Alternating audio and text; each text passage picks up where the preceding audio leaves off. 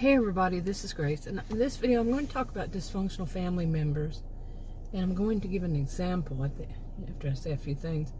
But how many of us have run across this type of person that came from a dysfunctional family, which is not their fault?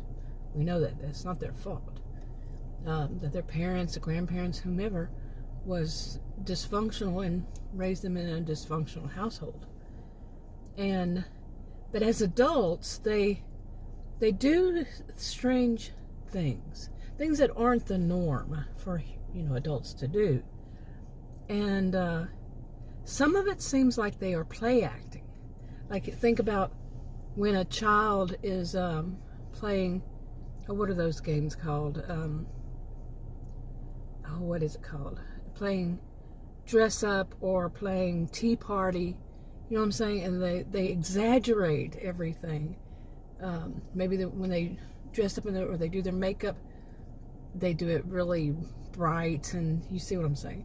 And their voices, they try to pretend like they're the adults. They're playing pretend, overall play acting. Okay, they're mimicking. They have their models or their parents or grandparents even, or what they think that they are. And so their voices sound funny, and their actions and their voices don't match. Okay, it's kids. Now imagine this happening in adults, say 50 years old and 40 and up, and they're doing that. It just sounds very fake. And even I can recall seeing a couple young women when I was a graduate student, and they were too, and they were young, and they were like in their 20s. And they were trying to dress more like they were in their 50s. I remember saying in their 40s when I was in, and it's true, 40s and up. One of them would do that, and their behaviors, they would do that. So like way much older than they were, and it just did not match. I'm not saying that's right that it doesn't match. I'm just saying that it didn't match. Okay. So I'm not being judgmental about it. I'm just stating it just didn't match. So, and they just seemed fake, overall fake. And basically, like I said, their verbals and their nonverbals were exaggerated. How many of us have seen that just what they say, and then their actions, their gestures, their nonverbals are exaggerated. And things that are somewhat cliche, we could say, that they do, and they exaggerate it. Even to the way that they drink their coffee or their tea or their whatever. Think like they stick that pinky up. It's just not their habit, and it just doesn't look right with them. Okay, stick the pinky, or they slurp a certain way, like this. They're being very sophisticated when they do that. They're trying to behave like they're not. Okay. And in the long run, what happens is that they embarrass themselves by these kinds of these ways that they act. It's just embarrassing. Anyway, now in the dysfunctional family, the parents raise them to be very competitive with one another or with anybody, and to always compare themselves to other people, and see if they're not meeting up with them, they better try, or they better somehow get it, beat them, win. My view has always been, I've said it for many, many years, as far back as I can remember, the competition is not competing against somebody else, stepping on them so you can raise yourself up. No, competition is between yourself. If you feel like you want to improve on something, and it's something that you can do, compete with yourself. Okay, I'm not giving anybody advice. I'm just saying that was my view.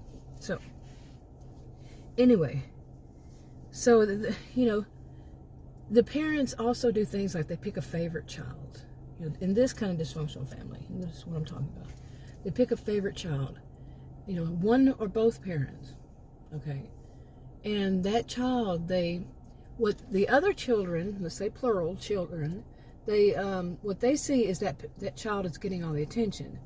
Well, and then later call that child the golden child. That's what people call it, seems like these days. When that child doesn't want all that attention, because what it is pressure. Like the child is told, you must do the, you must, they're basically telling the child to be the hero of the family and to go out there and, go through school and make all A's, and if you don't, there's punishment for it, and you better, this kind of thing. You better be better than everybody. You better do good, or they just humiliate them. They punish them whatever way. Okay, that parent or the parents. And the other children are just seeing that the child's getting a lot more things, a lot more attention, and they're jealous. Okay, now that person that actually, say it doesn't have to be that child that actually makes it. It could be any of the children in the family. They actually make it. They go through and do whatever they have to do to be whatever they want to be when they're adults. Okay, and let's say something that requires them to have some kind of degree, some kind of certification, some kind of certain skills. They were taught, labor, whatever, license, whatever it is, they have to have it. They take certain classes, go through an academy, go through whatever it is. Like think healthcare professionals, counselors, cooks, chefs, builders and construction workers, and law enforcement. Think of things like this. They have to have something more than just, jobs that don't require it. But these jobs require something extra, and many of them go through some type of trading school, or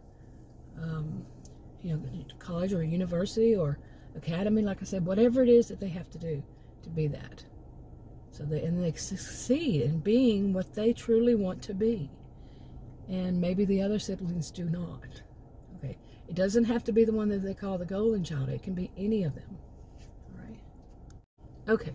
Now this is the kind of household they grew up with, where there was so much competition, and they would humiliate the ones that didn't do as better than each other, better than kids in school, whatever it was. The parents would humiliate them or punish them or whatever. It was just, abusive behavior, verbal abuse, physical abuse, whatever it was.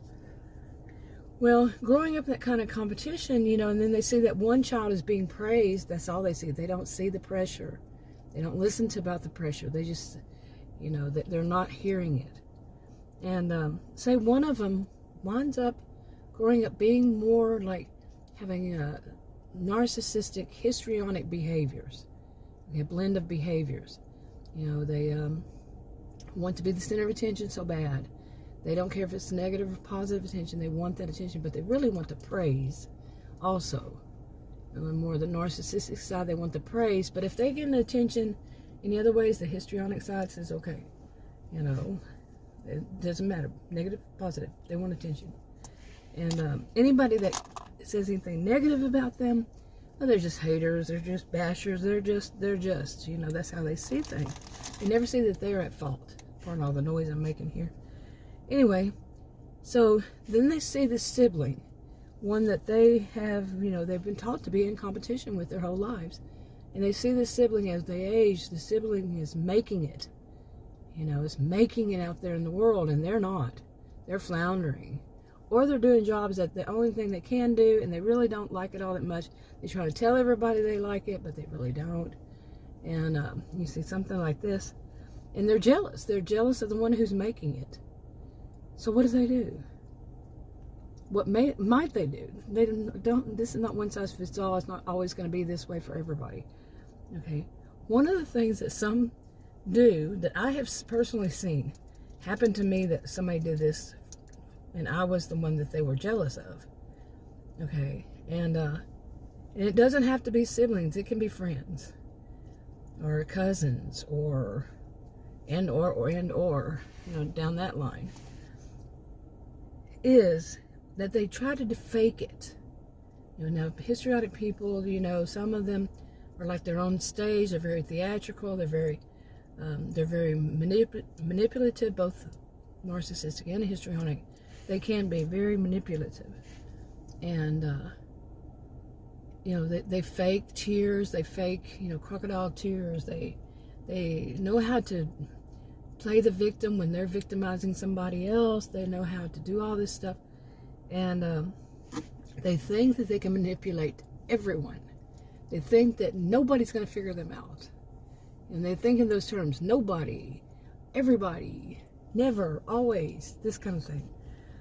Anyway, one of the things that they might do is they see that their sibling is making it in some field that they wish they could, even though they really don't like it maybe, but they have that competitive spirit they were raised with. So they say, well, I'm going to be just like them, but I'm going to do it better. Some of them want to do just like them, but some want to do it better. And the thing about it is, they don't have what it takes, literally, like I said, all these, credentials that they need to be whatever that is. They didn't go to college, university, academy, whatever, They didn't do that. Okay? For whatever reason. Maybe they just couldn't, for, different reasons. They just couldn't. And, but so what they might do, is they make up their own jobs. Okay, now these are people who have to be licensed, certified, go through these things, all this, but they know that they can't. These other people, the people that are competing, that they want to be like, so the ones that can't be, don't have all that, they go and make up jobs. They make them up in their mind. They put them out there to the world. And even the siblings or the people, the friends, family, whatever, cousins, they put it out there that they are just as significant. Now, they just created that job in their mind. It's not a real job. Okay, they just, like I said, with all these, like healthcare professionals, they find some way that they're as good as a healthcare professional. For some reason, whatever it is, they find a way to say that. Or a counselor, a life coach much, I'm talking about the ones who say they're as good as, or not, if not better than counselors. Not all life coaches are bad, but many of them I've seen, not in the professional sense, because I don't see them as professional. The ones that think that they're better than the professionals. You see what I'm saying? They're not the same thing. They are not the same thing. Counselors, unless they actually do have their, like in the States, a licensed professional counselor, unless they do have that, they're not counselors. And, life coaches are not counselors unless they actually have that license, okay? So, and, okay. And then how about cooks and chefs? How many people think that they're the best at cooking, and it's awful? I'm an awful cook. I admit it. I say it to the world. I am a terrible cook. I don't pretend to be a cook. I have a sibling that is a chef/cook. That's why this came to my mind. Had her own restaurant for a while. This kind of thing. And think of the people who go into there and say they know better how to cook what that person cooks, and the person invented it themselves. Or the people they try to be.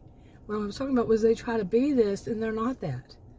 Okay, builders, construction workers. Okay, do I need to explain that? Somebody who thinks they can fix their own plumbing, and we all know the cliche. What was it? Golden Girls, I think, was one that really pushed it forward. Don't try to be your own plumber.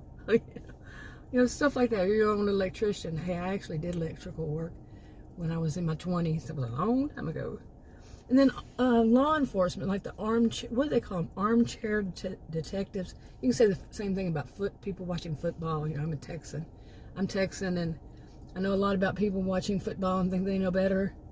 How every play should done. I don't watch football, by the way, but you see what I'm saying? In law enforcement, the people who are the armchair detectives. There can be some who are armchair detectives and think they're armchair counselors, armchair therapists, doctors, etc. They can do more than one of these. They might do more than one of these. Pretend I mean, think of somebody who's an armchair detective. They are not qualified to be a detective at all. At all. But they think that they are, and then they use some form of psychology. They think that there's also psychologists, counselors, this, and they understand what's going on within the minds of the people. These, and the same thing for, the people with the healthcare, all that I've mentioned, and then some. It's not just limited to those.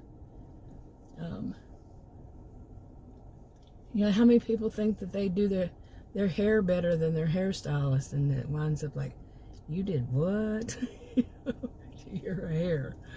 On and on. They think they're better than the people. I don't know where you live, but people who do your hair, they have to have their own license, isn't it?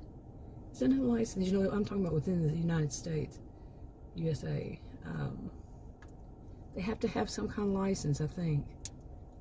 I believe so. And like food, people who do cafe, not cafe, but could be a cafe. Cooks and chefs, don't they have to have a food handler's license, certification, whatever it is? I don't know. Don't quote me on any of that. I'm not one who knows it. But how about people who are, people who think that they're as good, they know as much as attorneys? Okay, lawyers, attorneys. What is the difference between a lawyer and an attorney?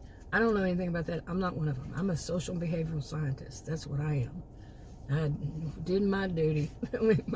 I did my homework, literally. I was a career student, undergraduate, graduate school. My degrees are in psychology and sociology, and I taught at college and university. So I've done mine. I've done my work. I'm nobody's counselor, by the way. None. Nobody. So, and I don't pretend to be a counselor. So, there. So, I'm going to make that clear. Anyway, but these are people who do. They pretend. They're still playing that childish game. Tea party, dress up, do their makeup, this kind of stuff. Like as if they're still children, and they're in their, like I said, what was it? Say 50s and up, or 40s and up. Okay, and it seems fake. It looks fake. It sounds fake. All of it's fake. If it walks like a duck, But they believe that they are better than. And like I say, with some of them, they will try to, let me see, I'm looking at my notes. They even may try to be more than the actual professional that they're competing against, like their sibling or their cousin or their friend or their foe or whatever. Somebody they know or don't know. It doesn't matter. They're trying to say that they know better than. Okay? And after growing up in that kind of family. But do all of them do it? No. Not every family member is going to be a certain way. They grew up in a dysfunctional family. Even within the dysfunctional family, usually the parents have some kind of a role that each one, they try hard to keep them in that role, like the hero. You see. Okay, let me look back at my notes here. Now, some of them so they make up this job, make up some kind of weird job, or jobs, and they're faking it. Okay, but they don't see that in themselves. They say that it's got some worth, even though there's nothing that's saying it does. In their minds, it does. Okay, and anyway, within a dysfunctional family, there's some sort of jealousy over the sibling, or even it could be like the spouse, their own spouse, and the person they married. And maybe they married that spouse so that would elevate them. They felt it would elevate them. But there's still that jealousy there because their spouse, they know within their minds that it's really just their spouse who has achieved all these things. But they act sometimes like whatever the spouse does rubs off on them, and therefore, it's like a doctor's wife or doctor's husband, okay, for that matter, believes that, takes on this attitude like they know more because their spouse is a doctor, or you see, something along this line. when they may know a little bit more, but they are not qualified to give medical advice. But they think they can because it rubbed off on them or something, like I said. Okay, so there's some sort of jealousy over that sibling or that husband, that whatever, and they do this kind of thing about making up some jobs so that way they feel like they have elevated themselves to the level of the other one, that they're other one or ones, to feel equal. They want to feel equal. They may have grown up being the older sibling in the family and felt some superiority already because they were the elder, the older sibling, and the other ones they had to babysit their younger ones or something like that. And they don't get over that once they're adults. They don't move past that. They call them my little sister, my little brother, whatever it is. They want to ensure that. But that younger one is the one to succeed, and they're not. Okay, so there may be that. So they want to get back that level of their superior, you see. So they're basically copycatting, trying to copycat their sibling. And like I said, if they want to really do it more, they might copycat somebody else, both of them. But part of it's to feel equal or superior to. Okay, and like say if there's something that they think that they're going to make some change and bring about some kind of thing, and what they're doing actually is worsening it, or it doesn't help it. But if there's any compliment or anything that might even be close to, that they can find some way to spin it, twist it all around, master manipulate others into believing that it was all because of them. It was all due to them. They may think that, if they told somebody, well, really what you should take is this, their spouse is in the healthcare, and they think that they do all that. From what I understand, and correct me if I'm wrong, that's illegal to give medical advice when you're not like a doctor or nurse, you're not licensed or whatever it is wherever you live. I could be wrong. I'm not an attorney. I'm not a lawyer. I'm not any of that. I've said it already before. But yeah, and if that person gets better, from whatever it is, they'll claim it was because of what they said and what advice they gave them. When it was probably something like it could have been something that we're going to get over anyway, or they already had medications from their doctor. You see, but they'll spin it and take credit. Okay, let's see what else are on my notes. So they take credit for what's not due to them.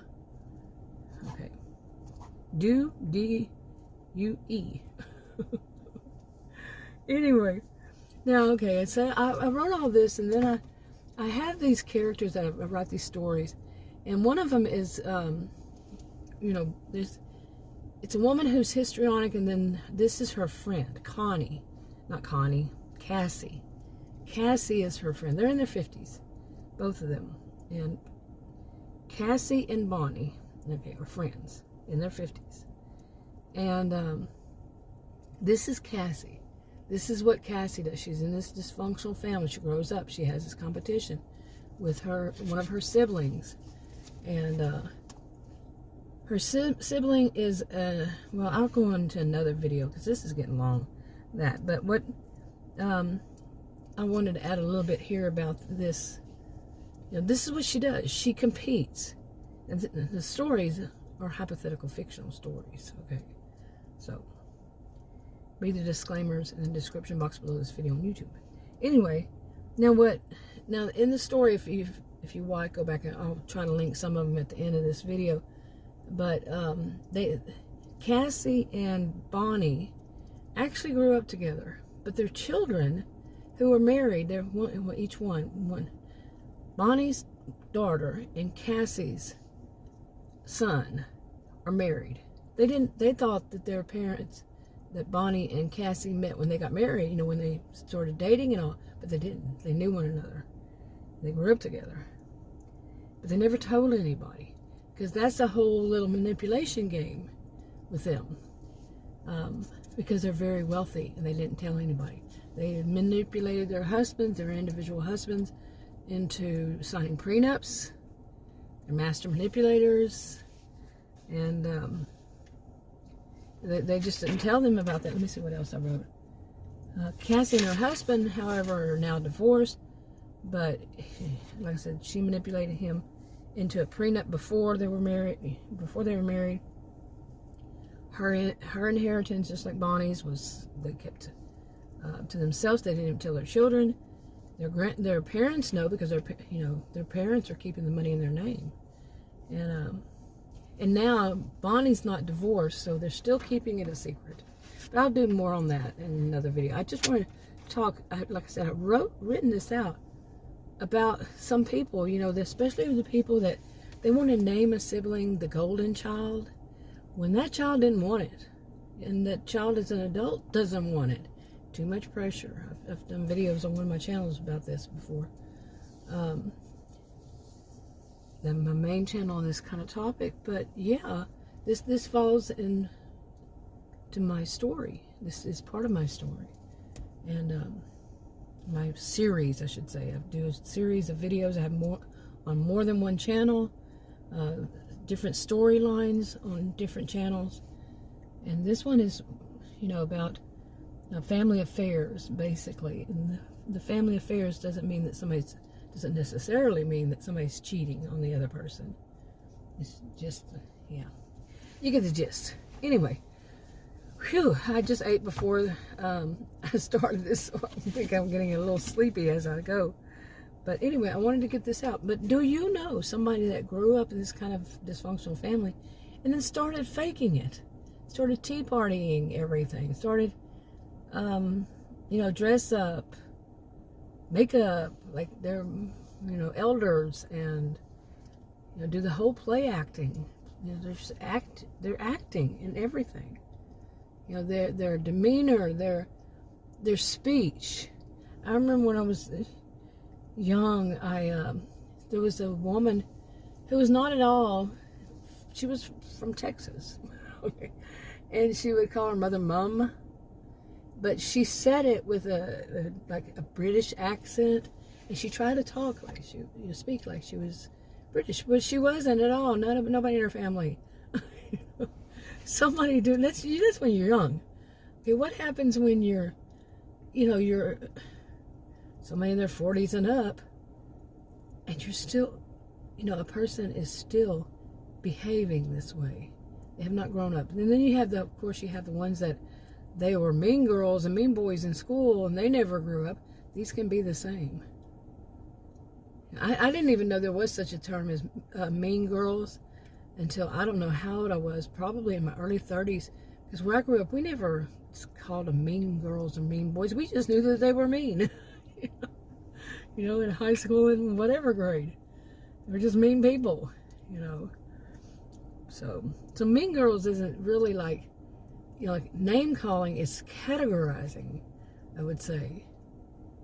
It's more, comes down to it, the ones I've known, their behaviors were histrionic, rather histrionic. So anyway, but there can be, I wrote here too, there can be alternative reasons behind this, that people do this. They may not have grown up in a dysfunctional family. They just might have a mentor, someone they admire, a model for what they want to be. It doesn't have to be from, malicious or competitive spirit, stand up on somebody to knock them down and make yourself up higher. No, it might not be that. There are other alternatives. Okay. Some may, just like the others, achieve something. They want to give it a try too. A mentor or whatever. You see, it's not always all bad. But in this part, it is. In my story, it is on this. There are decent people in my stories, by the way, in my series. So, anyway, I'm going to wrap this up. I'll talk to you on another video. Bye.